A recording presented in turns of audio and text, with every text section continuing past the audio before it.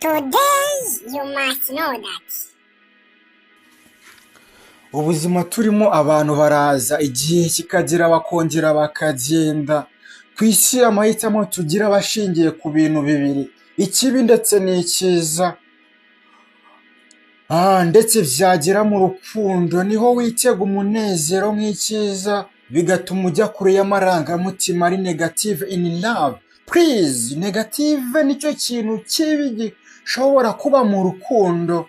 Abantu baragusiga muri ubu buzima, bakagusiga mu bihe bibi, ariko hari n'abo usigarana bake ndetse na ba bandi baza bagusanga.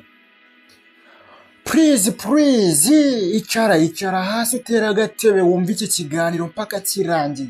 Uyu mwaka wakubera mubi udafashe umwanya wawe ngo wumve kino kiganiro kuva gitangira kugera mpaka kigeze ku musozo. Umunyarwanda yaciye umugani mu kinyarwanda aravuga ngo nta gahora gahanze. Bitikira nawe asubyamo araririmba, mu ndirimbo ye yararimbye aravuga ngo hit irarangira bro. Muri today you must know that uyu munsi nagira ngo twibande ku kibazo gihangayikishije abatuye isi, cyane cyane mu rubyiruko niho ubisanga. Nyemerera tuvuge kuri fake relationship please, ari nayo ivamo break up sometime. Wahageze kuri Comeka TV nk'ibisanzwe, muracyari kumwe n'umuhuza w'ibyegeranyo ibidasanzwe uzazigera wumva ahandi ku isi, hakubiyemo bya bindi bizagufasha guhindura ubuzima, ibitekerezo ndetse n'imikorere. Nitwa BYT, amazina yo ntajya ahinduka. Wowe ukiri mushya kuri channel, gahunda no gukanda subscribe ndetse ugakora share, warangiza ugatanga igitekerezo binyuze aho handitse comment. Ikiganiro ni today you must know. Umva nshuti yanjye, wenda reka mbivuge mu buryo bw'inkuru, wasanga ari nawe ndi kubwira, urasanga iyi nkuru ari wowe iri kubwirwa, cyangwa se ugasanga iyi kesi ni wowe iriho. Ndabizi hari umuntu mwakundanye akwigiraho marayika, akwizeza ibitangaza mu rukundo, rimwe na rimwe akwibagiza n'abandi bantu bose.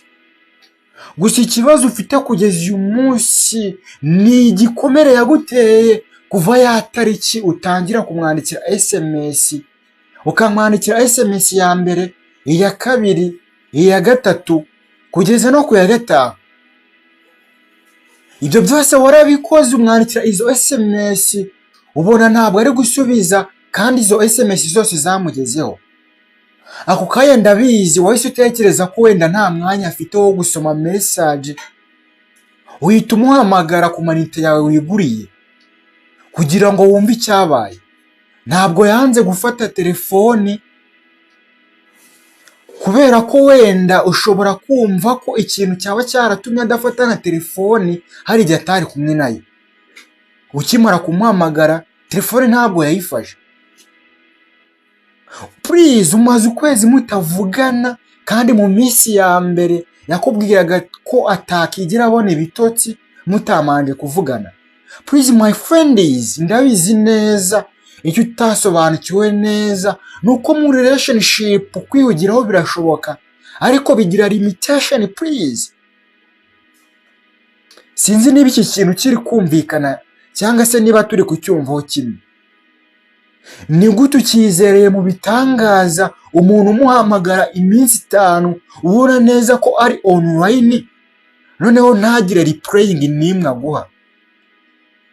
Bitewe n'impamvu wenda birashoboka, ariko kubwo atanigeze akubwira ati wenda ntabwo ari njye ufite phone my love please, aho birashoboka kubyumva somehow, ariko nabyo ntabwo biri enough.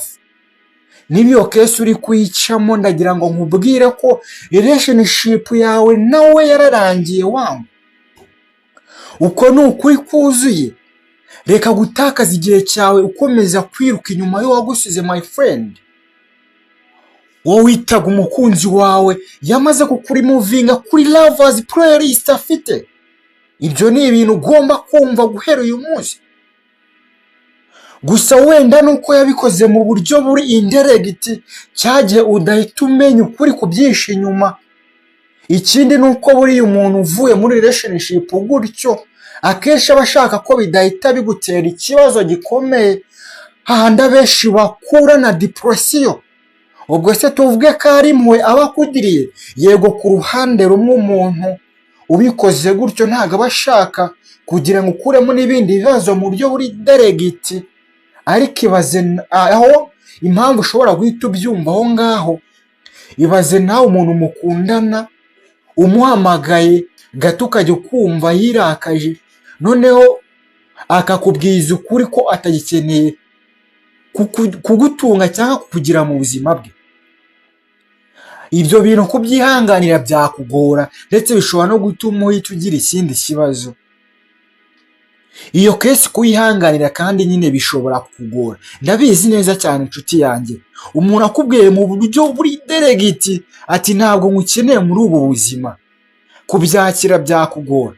Niyo mpamvu abenshi muri relationship babinyuza mu buryo buri indiregiti, akabikora gake gake akwereka ibyo bimenyetso, ntakwiteho, ntaguhe umwanya yaguhaga nka mbere. Wamuhamagara ugasanga ntabwo ari gufata fone, no mu gihe wenda bibonye ntagutere na bipe cyangwa akwereke ko hari ibintu yari ahugiyemo please. Ayo ni amacenga ari beyond kuko wowe mukundana ushobora kubifata nk'ibisanzwe, kandi urukundo rwanyu rwarageze mu marembera mu buryo buri indiregiti, ntabwo yashatse guhita bikwereka byoroshye. Nshuti zanjye, impamvu nahisemo kuvuga kuri iyi topic y'uyu munsi nuko hari abantu baremerewe bakomeza gutakaza umwanya wabo muri relationship yarangiye kera.